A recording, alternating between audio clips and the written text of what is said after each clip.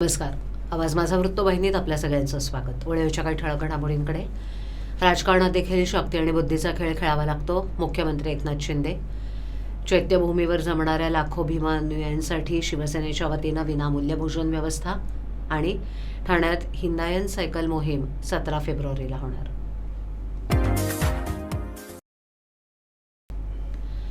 महापरिनिर्वाण दिनानिमित्त दादरच्या चैत्यभूमीवर जमणाऱ्या लाखो भीम अनुयायांसाठी शिवसेनेच्या वतीनं दरवर्षी विनामूल्य भोजन व्यवस्था केली जाते. आज मुख्यमंत्री एकनाथ शिंदे यांनी या ठिकाणी भेट करण्याकरता आलेल्या सोयीचा आढावा घेतला. मुख्यमंत्री शिंदे यांनी पक्षाच्या वतीनं गतवर्षीपासून ही सेवा सुरू केली असून यंदा या सेवेचं दुसरं वर्ष आहे. चैत्यभूमीजवळील मैदानात मांडव टाकून ही सेवा पुरवण्यात येते. मुख्यमंत्र्यांनी स्वतः या ठिकाणी भेट देऊन भोजन व्यवस्थेचा आढावा घेतला. तसंच इथे येऊन भोजन घेणाऱ्या अनुयायांशी संवाद साधून त्यांच्या आस्थेनं विचारपूस केली. दादर शिवाजी पार्क येथील सभागृहात महापरिनिर्वाण दिनानिमित्त देशभरातून येणाऱ्या बौद्ध भिक्खूंची निवासाची सोय करण्यात येते. या ठिकाणीही शिंदे यांनी भेट देऊन डॉक्टर बाबासाहेब आंबेडकर यांच्या पुतळ्याला अभिवादन केलं आणि त्यांच्यासाठी करण्यात आलेल्या सोयीसुविधांचा आढावा घेतला. यावेळेला शालेय शिक्षण तथा मुंबईचे पालकमंत्री दीपक केसरकर, खासदार राहुल शेवाळे, मुंबई महापालिकेचे आयुक्त इक्बाल सिंग चहल, चैत्यभूमी सेवा समितीचे नागसेन कांबळे, प्रकाश कोटवानी तसंच शिवसेनेचे सर्व पदाधिकारी तसंच हजारो अनुयायी उपस्थित होते.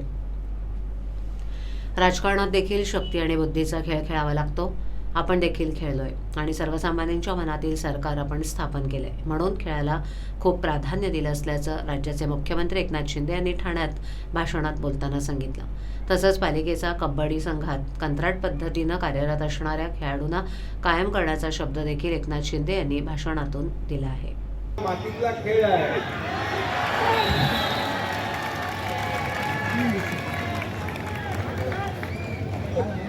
आणि खरं म्हणजे हा बुद्धी आणि शक्तीचा खेळ आहे. मगाशी हनुमंतरावांनी म्हटलेलं आहे की राजकारणामध्ये देखील असं बुद्धी आणि शक्तीचा खेळ करावा लागतो. तर आपण 1.25 वर्षापूर्वी या महाराष्ट्राने देशाने पाहिलेला आहे आणि सर्वसामान्य माणसाच्या मनातलं सरकार आपण स्थापन केलंय. आणि म्हणून आपल्या सरकारने खेळाला खूप प्राधान्य दिलेलं आहे. अगदी गोविंदापासून कबड्डीपासून सगळ्या खेळांना आपण प्राधान्य दिलं. ऑलिम्पिक आशियन आता आशियाच्या ह्याच्यामध्ये आपल्याला खूप प्राधान्य होत.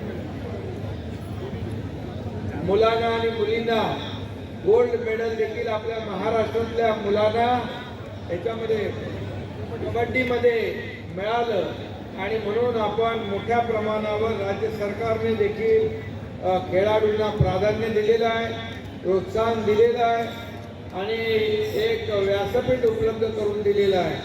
मगाशी आपण म्हणाला, मला एक पत्र दिलं हनुमंतरावांनी की आपले जे कबड्डीचे आपले संघ आहेत ठाणे महापालिकेचे मुलं, ते मुले आणि मुली दोघंही त्यांना आता ते कॉन्ट्रॅक्टवर आहे.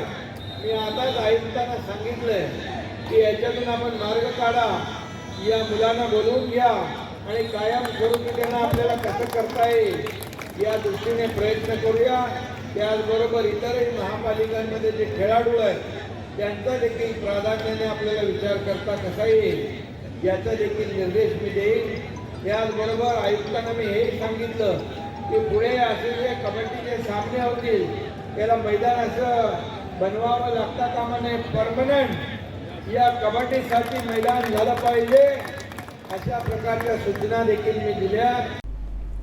सायकल मोहिमांना जनसामान्यांमध्ये पोहोचवण्यासाठी हिंदायन फाउंडेशनतर्फे देशभरात विविध ठिकाणी 10 फेब्रुवारी ते 3 मार्च या काळात वेगवेगळ्या सायकल मोहिमांचं आयोजन करण्यात येणार आहे. त्यापैकी ठाणे ते मुंबई अशी सायकल मोहीम 17 फेब्रुवारी रोजी होणार असून त्याच दिवशी ठाणे महापालिकेच्या सहकार्यानं शाळातील विद्यार्थ्यांसाठी 5 किलोमीटर अंतराची सायकल मोहीमही आयोजित करण्यात येणार आहे. या मोहिमांची माहिती देण्यासाठी पालिका मुख्यालयात पत्रकार परिषदेचं आयोजन करण्यात आलं होतं. त्यात पालिकेचे अतिरिक्त आयुक्त 2 प्रशांत रोडे आणि हिंदायन फाउंडेशनचे समन्वयक विष्णुदास सापके उपस्थित होते. या मोहिमांना सर्वतोपरी सहकार्य करण्यात येणार असल्याची माहिती रोडे यांनी दिली. एक भारत श्रेष्ठ भारत या उपक्रमांतर्गत केंद्रीय युवक कल्याण आणि क्रीडा मंत्रालयातर्फे हिंदायन सायकल मोहिमांचा पुरस्कार करण्यात आला आहे. गेल्या वर्षी झालेल्या मोहिमेत भारतीय लष्कर आणि नौदल यांच्या संघानेही सहभाग घेतला होता.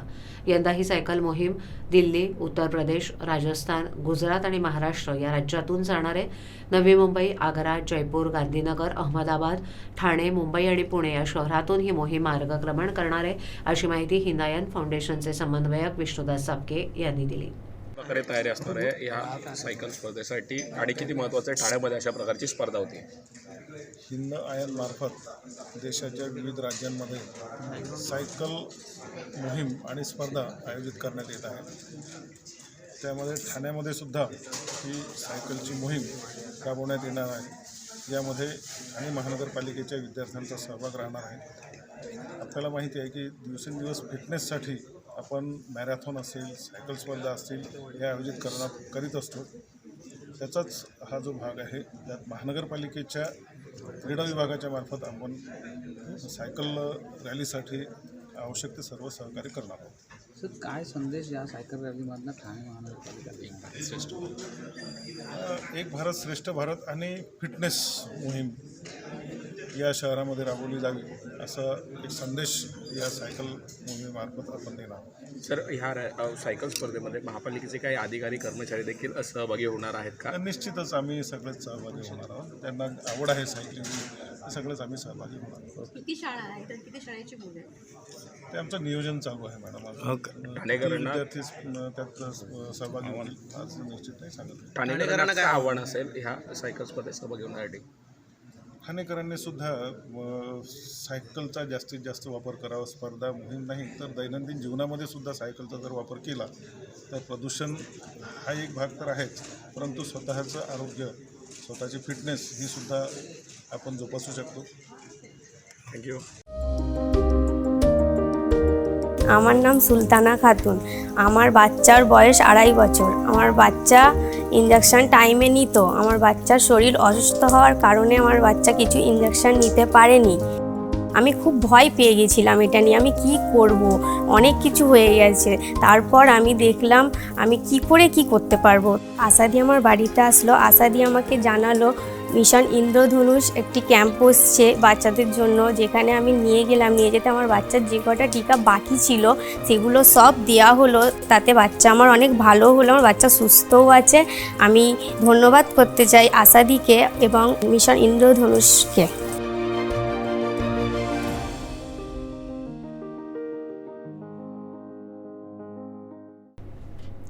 प्रदूषणाबाबत तक्रार करण्यासाठी ठाणे महापालिकेनं सुरू केलेल्या हेल्पलाईनकडे ठाणेकरांनी अक्षरशः पाठ फिरवली असल्याचं उघड झालंय.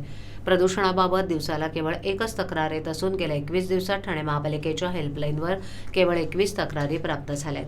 गेल्या काही दिवसात शहरातील हवेचा गुणवत्ता निर्देशांक देखील घसरला असल्याचं उघड झालंय. मुंबई पाठोपाठ ठाणे शहरातही हवेचं प्रदूषण काही प्रमाणात वाढलंय.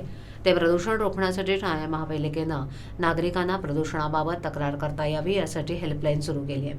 8657887101 या व्हॉट्सॲप क्रमांकावर छायाचित्रासह तक्रार नागरिकांना नोंदवता येणार आहे. मात्र त्या हेल्पलाईनकडे चक्क ठाणेकरांनी पाठ फिरवली आहे.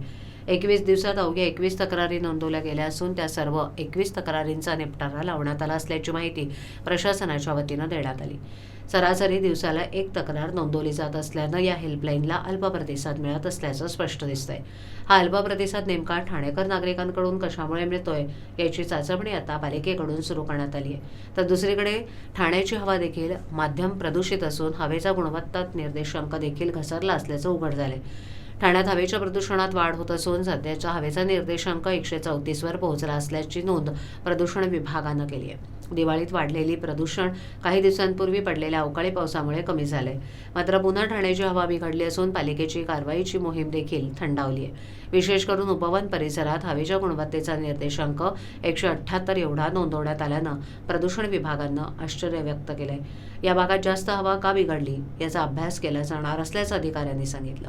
दरम्यान घोडबंदर येथील हवेची गुणवत्ता 101 तर तीनहात नाका परिसरात 124 एवढा एअर इंडेक्स नोंदवण्यात आलाय. निसर्गरम्य येऊर परिसरात अनधिकृतपणे उभारण्यात आलेले बंगले, टर्फ आणि हॉटेल यांच्या परवानगीचे निकष 3 महिन्यात तपासून त्याचा अहवाल सादर करण्याचे आदेश हरित लवादाचे न्यायमूर्ती दिनेश कुमार सिंग आणि विजय कुलकर्णी यांच्या खंडपीठानं दिल्यानं बंगलेधारकांचं धाबदण आणले. माहिती अधिकार कार्यकर्ते योगेश मुंद्रा यांनी येऊर येथील 7 अनधिकृत बंगल्यांच्या विरोधात हरित लवादाकडे जनहित याचिका दाखल केली. त्यावरील सुनावणी संपली असून या भागात करण्यात आलेल्या अनधिकृत बांधकामाबाबत सत्यप्रतिज्ञापत्र सादर करण्यास वन विभाग आणि इतर संस्थांनी नकार दर्शवलाय. येऊर हा परिसर पर्यावरण संवेदनशील भाग आहे. या परिसरातील जीवजंतू, वन्यप्राणी यांचं संवर्धन व्हावं याकरता या भागात कोणत्याही प्रकारच्या बांधकामाला परवानगी नाही. गोंगाट होऊन जीवसृष्टीला कोणत्याही प्रकारचा त्रास होईल अशा गोष्टी परिसरात करण्यास मनाई आहे. तरी देखील अनधिकृत बांधकाम इथे उभारली जात असून टर्फ आणि हॉटेलमुळे जीवसृष्टी धोक्यात आल्याचं मुंद्रा यांनी लवादाच्या निदर्शनास आणून दिले. त्याची दखल घेऊन लवादानं अनधिकृत बंगल्यांच्या विरोधात कारवाई करण्याचे आदेश यापूर्वी दिले होते, परंतु त्याला ठाणे न्यायालयानं जैसे ते परिस्थिती ठेवण्याचे आदेश दिले. त्याविरोधात मुंद्रा यांनी लवादाकडे पुन्हा दाद मागितली असता येऊर परिसरातील निकषांचा अहवाल 3 महिन्यात सादर करण्याचे आदेश दिले आहेत. भारतीय राज्यघटनेचे शिल्पकार, विश्वरत्न, महामानव, बोधिसत्व डॉक्टर बाबासाहेब आंबेडकर यांच्या महापरिनिर्वाण दिनानिमित्त आज कोटनाका आणि ठाणे स्थानक परिसरातील डॉक्टर बाबासाहेब आंबेडकरांच्या पूर्णाकृती पुतळ्यास राजे भोसले फुले शाहू आंबेडकर प्रतिष्ठानच्या वतीनं कर्मवीर सुनील खांबे यांच्या हस्ते पुष्पहार अर्पण करून अभिवादन करण्यात आलं. यावेळेला या क्षेत्रातील मान्यवरांनी आणि आंबेडकरी अनुयायांनी दोन्ही ठिकाणी एकच गर्दी केली होती. नागरिकांनी डॉक्टर बाबासाहेबांच्या चरणाशी पुष्पहार अर्पण करून मेणबत्ती लावली आणि अभिवादन केलं. ठाण्यातील पालिकेतील पत्रकार कक्षात देखील महामानव डॉक्टर बाबासाहेब आंबेडकर यांना लोकशाहीचा 4था स्तंभ समजला जाणाऱ्या पत्रकारांनी आदरांजली वाहिली.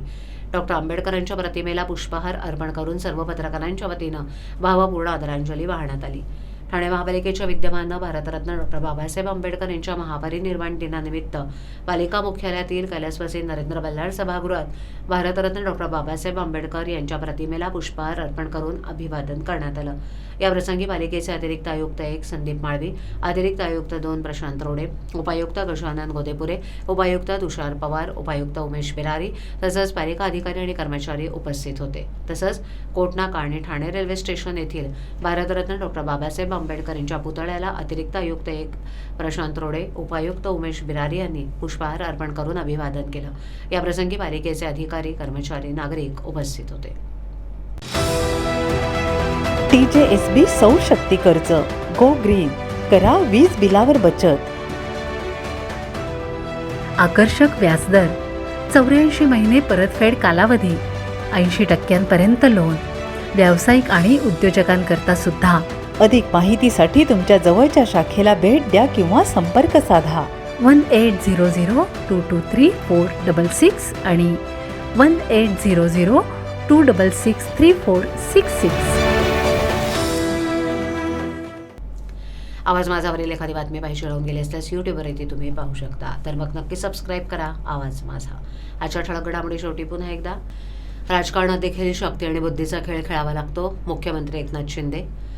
चैत्यभूमीवर जमणाऱ्या लाखो भीमानुयायांसाठी शिवसेनेच्या वतीनं विनामूल्य भोजन व्यवस्था आणि ठाण्यात हिंदायन सायकल मोहीम 17 फेब्रुवारीला होणार. आपल्या विभागातील काही सूचना अथवा समस्या असल्यास ते आमच्यापर्यंत जरूर पोहोचवा. आम्ही तुमचा आवाज नागरिकांपर्यंत नक्की पोहोचवू. आम्हाला संपर्क करण्यासाठी आमचा पत्ता आवाज माझा 103 सायलेक आदर्श नगर कोलबाड रोड ठाणे पश्चिम. आमचा दूरध्वनी क्रमांक 7666213141. आमचा ईमेल ID awazmaza.tvnews@gmail.com. तर मग पुन्हा भेटू याच वेळाच ठिकाणी काही नवीन घडामोडींसह आवाज माझा वृत्तवाहिनी. तोपर्यंत नमस्कार.